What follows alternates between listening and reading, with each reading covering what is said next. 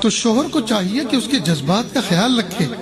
وہ ہمارے گھر میں وہ بیڈ تلاش کرنا نہیں آئی کہ گھر میں اپنی زمین پر سوتی تھی اور ہمارے گھر پہ بیڈ تلاش کرنے آئی. وہ ہمارے گھر میں لقمے ڈھونڈنے نہیں آئی کہ گھر میں اس کے فاقے تھے اور ہمارے گھر میں بریانی کھانے کے لیے آئی.